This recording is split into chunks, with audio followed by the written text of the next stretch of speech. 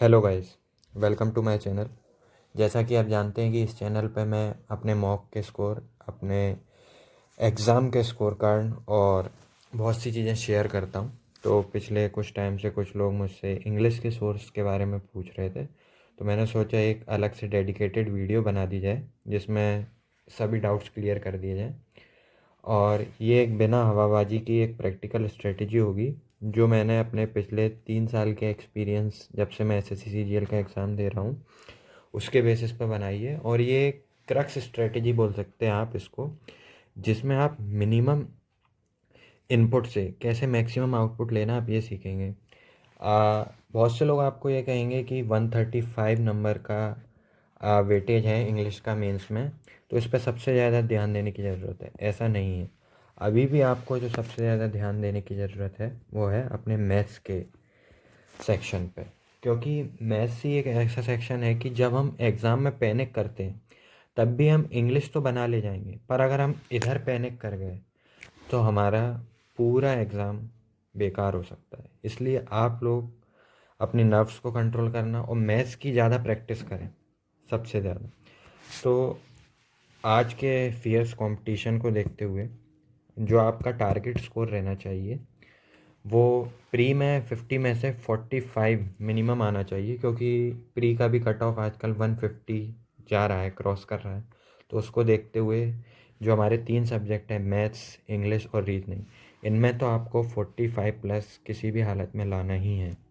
और मेंस में आपको 123 प्लस लाना है। मतलब जो हमारे 45 क्वेश्चंस होते हैं उसमें से आप मैक्सिमम 3 क्वेश्चन गलत कर सकते हैं। आप ये मान के चलिए, अगर आपको फाइनल मेरिट लिस्ट की रेस में रहना है। तो मैं बताना चाहूँगा कि मेरे इस बार सीजीएल में 123 मार्क्स हैं आउट ऑफ 135, जिसमें 2 क्वेश्चन कंट्रोवर्शियल हैं। खैर वो छोड़िए, जो ये है वही माना जाएगा 123। और जो हाल ही में सीएचएसएल का स्कोर कार्ड आया है उसमें भी मेरे 108 हैं आउट ऑफ 120। मैं इसी बेसिस पे आपको बताना चाहूँगा कि मिनिमम इनपुट से मैक्सिमम आउटपुट कैसे लिया जाए, और ये एक प्रैक्टिकल स्ट्रेटजी होगी। चलिए शुरू करते हैं। जैसा कि हम जानते हैं कि इंग्लिश को 3 पार्ट में डिवाइड किया गया है। वोकैब, सेकंड इज़ ग्रामर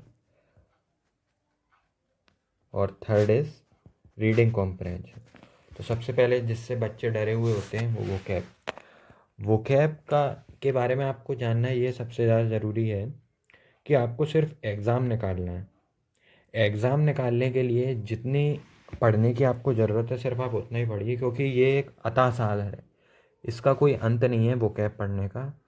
तो आप लोगों को सिर्फ यही 3 सोर्स से पढ़ना है, और मैंने भी इन्हीं 3 सोर्स से पढ़ा था।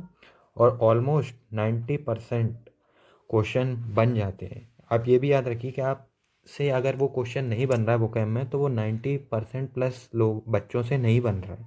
तो आपको इस चीज़ के बारे में पैनिक करने की ज़रूरत नहीं है कि इसके बाहर आ जाए। तो देखिए, सबसे पहले जो मैं कहूँगा वो आप लोगों को करनी चाहिए ब्लैक बुक, जो 2023 के एग्ज़ाम तक अपडेटेड हो। कुछ कुछ लोग ये कहते हैं कि ब्लैक बुक में बहुत ही रटने वाले तरीके से दिया है, हम इसमें समझ नहीं सकते क्योंकि क्वेश्चन के ऑप्शन से नहीं दिए होते हैं। तो उन लोगों के लिए जिनको ब्लैक बुक से थोड़ी दिक्कत होती है वो किरण भी ले सकते हैं। पर हालांकि मैं ब्लैक बुक से ही पढ़ता था, क्योंकि उसमें प्रिसाइज तरीके से आपको मटेरियल प्रोवाइड किया जाता है, तो इसलिए मैं ब्लैक बुक प्रेफर करता था।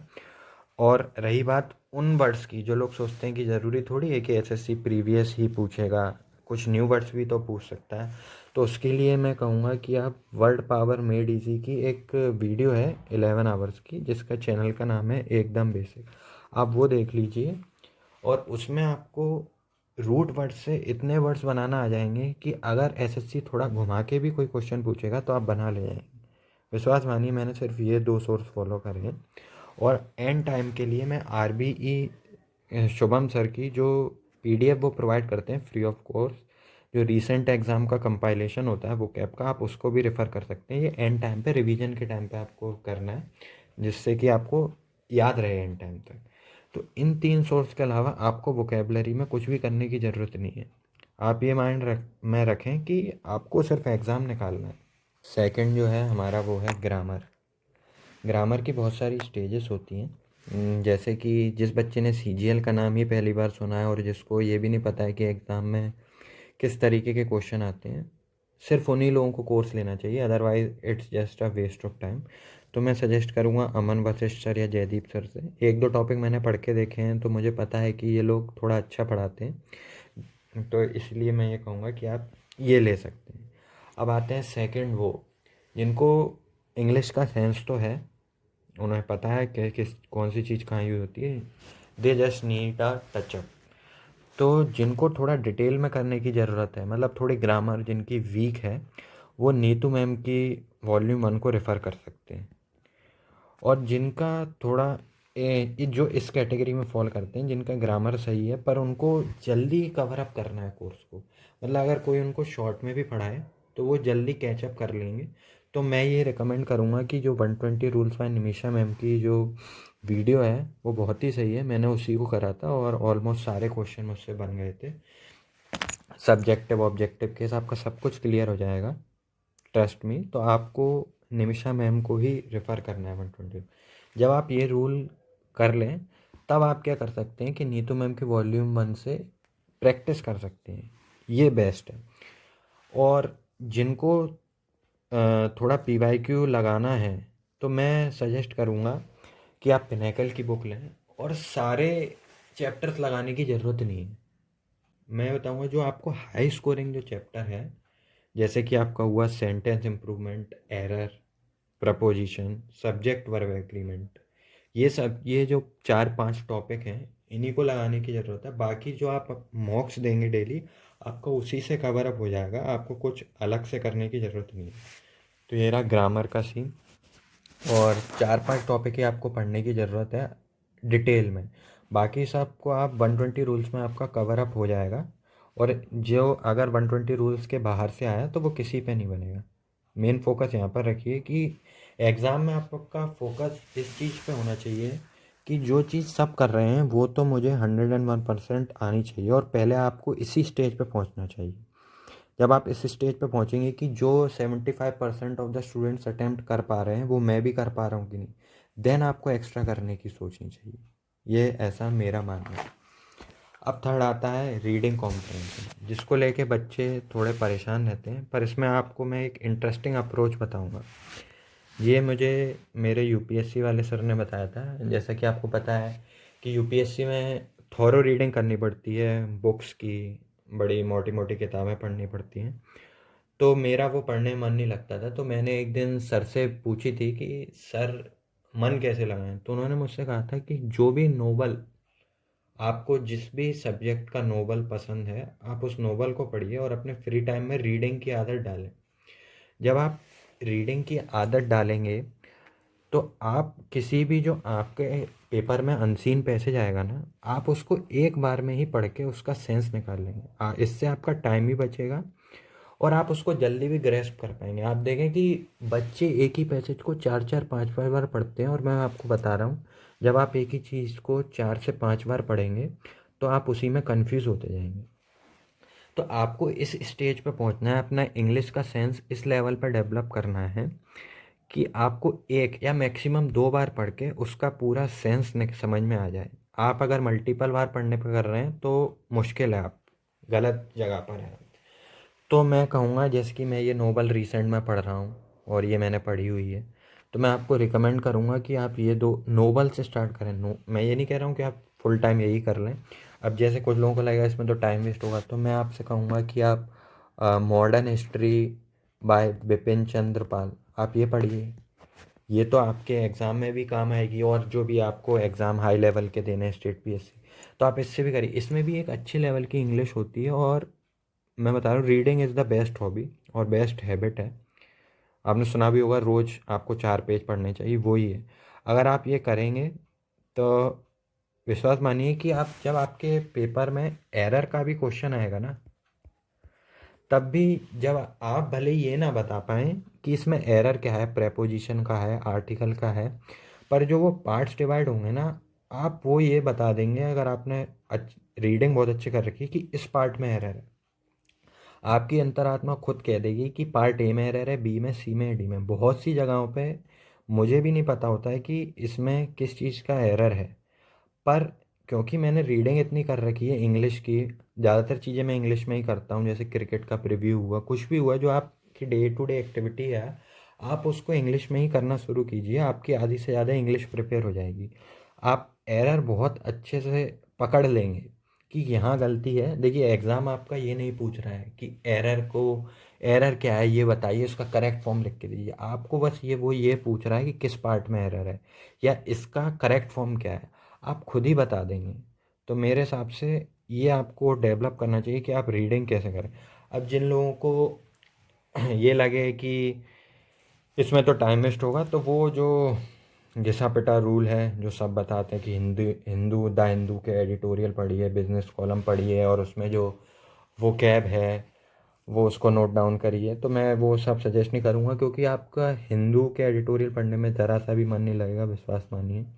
आप नॉवेल्स को पढ़ना शुरू कीजिए फ्री टाइम में अपने, या सब्जेक्टिव नॉवेल्स भी पढ़िए, आपको बहुत हेल्प होगी।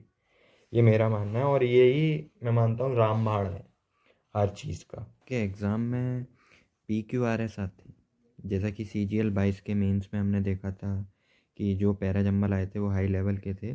उसमें जो आपके लॉजिक होते हैं ना कि आप कनेक्टर पकड़िए या डॉट्स पढ़िए, जो वो सब होते हैं, वो सब काम नहीं आया। कुल मिला के आपका सेंस काम आया कि वो जो आप उसको सही क्रोनोलॉजी में अरेंज कर पा रहे हैं, सही सेंस लगा के। तो ये क्लोज टेस्ट तो आपका निमिषा मैम के थ्रू कवर हो जाएगा, रीडिंग कॉम्प्रहेंशन के अंडर आता है जो। उसमें बेसिकली सब्जेक्ट वर्ब एग्रीमेंट ही होता है, उसका ही एक्सटेंडेड फॉर्म होता है ये क्लोज टेस्ट, और उसी के थ्रू कवर हो जाता है वो। और ये जो PQRS है ये आपका, और ये जो पैसेज है ये आपका इसी से हो जाएगा, नोवेल पढ़ने से ही हो जाएगा, विश्वास मानिए। और जो आपके एक्टिव पैसिव आते हैं, तो वो एक्टिव पैसिव की प्रैक्टिस के लिए बेस्ट है। मैं तो कहूँगा कि आप PYQ को भी छोड़ के नीतू मैम की बुक से करिए। उसमें बहुत ही हाई लेवल के एक्टिव पैसिव दिए और आपके पूरा क्लियर हो जाएंगे कॉन्सेप्ट, बेसिक से लेके हाई लेवल तक सब कुछ क्लियर हो जाएगा। और जो इडियम्स और फ्रेसेस रहे का सोच रहे होंगे कुछ लोग, वो ब्लैक बुक के अंदर ही आ जाता है, तो उसके थ्रू ही सब प्रिपेयर हो जाएगा। और मैंने ये बताया कि मिनिमम एफर्ट से कैसे मैक्सिमम आउटपुट लिया जाए। तो प्लीज़ लाइक एंड सब्सक्राइब कीजिए मेरे चैनल को। और हाँ, एक बात और, बहुत से लोगों से आपने सुना होगा कि GK से रैंक बनती है, पर मैं आपको ये भी बताऊं कि इंग्लिश की सिली मिस्टेक से रैंक नीचे जाती है। ये मैं आपको सही बता रहा हूँ कि रैंक बढ़ती तो GK से, पर रैंक जाती हमेशा इंग्लिश की सिली मिस्टेक से, और वो हो जाती हैं कहीं ना कहीं, हम ना चाहते हुए भी हो जाती। तो आप इंग्लिश में सिली मिस्टेक करना अवॉइड कीजिए। और मैं तो ये कहूँगा कि आप 45 में से 43 42 अटैम्प्ट कीजिए। अगर आपको 2 3 में कन्फ्यूजन है वो आप ना करिए, 100% एक्यूरेसी से अटैम्प्ट करिए, क्योंकि एक एक नंबर बहुत मैटर करता है। ये चीज़ मुझे बाद में समझ में आई जब मेरा पिछली बार सिलेक्शन 2 नंबर से रह गया, कि मैं कुछ 3 4 अगर तुक्के ना लगाता तो मेरा सिलेक्शन हो जाता। तो इस चीज़ को भी याद रखिए कि इंग्लिश में सिली मिस्टेक ना करें अगर आपको सिलेक्शन लेना है। अगर आपका फिर भी कोई डाउट है तो आप मुझे टेलीग्राम पे @CGL मैवरिक इस पर मैसेज करके कुछ डाउट पूछ सकते हैं, और हो सकता है मैंने कुछ छोड़ दिया, तो I am sorry for that. आपका और कोई क्लैरिफिकेशन हो तो आप इस पर मैसेज करके मुझसे पूछ सकते हैं। Do like and subscribe my channel, और इसी तरह अगर डिमांड हुई तो मैं और वीडियो भी लाता रहूँगा। जय हिंद।